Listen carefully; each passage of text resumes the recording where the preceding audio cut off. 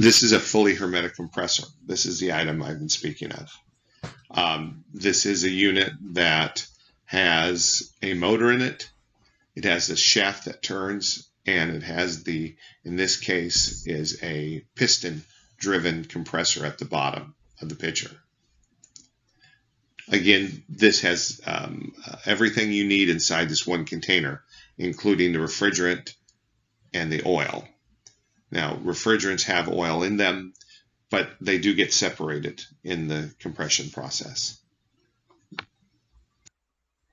Semi-hermetic is a unit that has everything to the internal, just like hermetic compressor is, but the semi-hermetic you can actually take apart and rebuild. It's hermetic until you start taking things off it, but you could rebuild this compressor, so that's why they call it semi. It is all sealed in one box, but it can be repaired.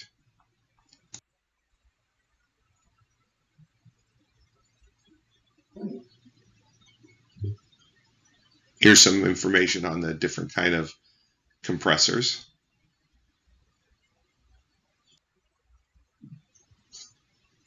I don't know if this would be considered the original compressor. I think it is, and it is the one that has been mostly used in the past, and especially for residential use. But the reciprocating compressor was the most inexpensive and the workhorse of compressors for a lot of years. Now you see more of them in commercial industrial than you do in home. They're inexpensive to build compared to like a scroll compressor. This is the one that has a piston like your car that fills with vapor. The piston gets run up into the vapor and causes it to push all that refrigerant into a smaller space, which creates pressure and heat.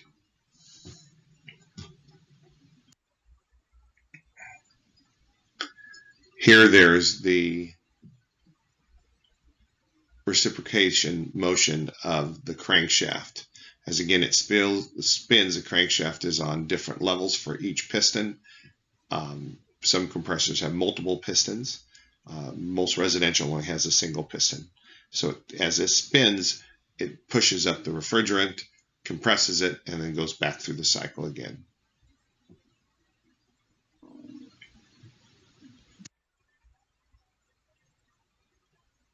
Here's the components for crank throw crankshaft compressor piston.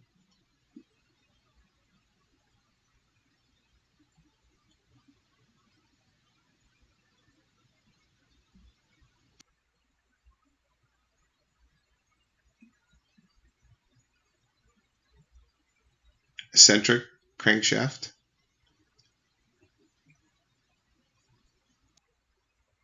This slide talks about the different kind of connecting rods for the different type of compressors.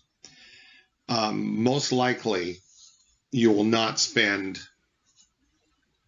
hardly any time in your career in the HVAC industry rebuilding compressors. It's possible, but normally compressors of this nature that need to be rebuilt are rebuilt by someone who does specific rebuilding.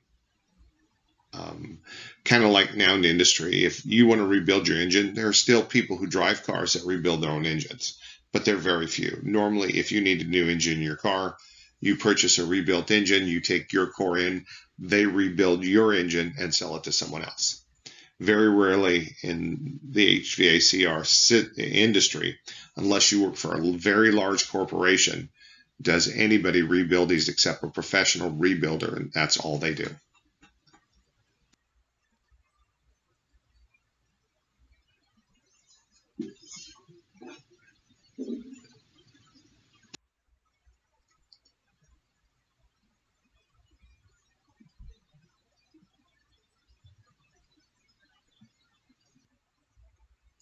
Here's some components that are used in the cylinders of a compressor.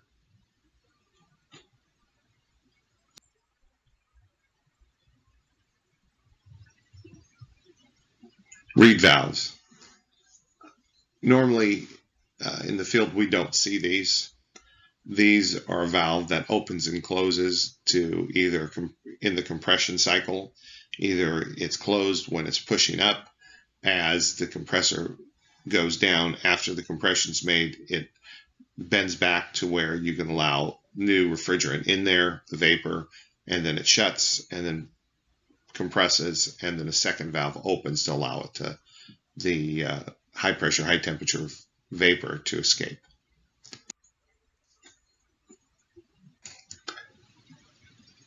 This is a poppet valve. Again, these are probably more stable, and most compressors have these in them. It's just they're not very efficient for how they work, and these can be replaced where the other valves don't replace. You have to replace the whole body. Here's some information on the cylinder head.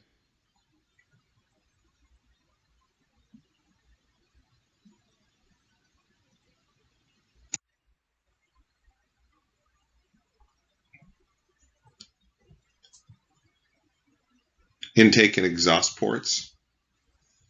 They're in open drive compressors, have ports that are part of the cylinder head, fitted with service valves. Large hermetic compressors may have service valves. Small hermetic compressor. Inlet and exhaust lines go directly through the compressor dome, usually no service valves.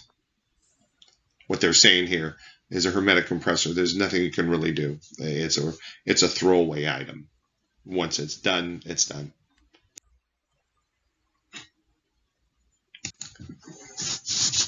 Here's some different designs of reciprocating compressors. Multiple ports, multiple cylinders.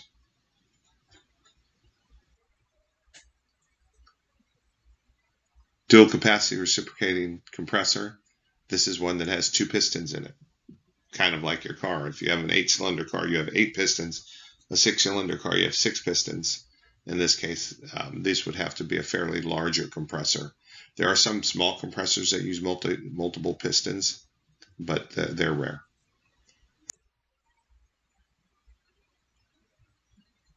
Scotch yoke. Pistons connects directly to the crankshaft. No connecting rods. Yoke is connected to the crank throw, or the compressor's pin. Cylinder wall glides pistons.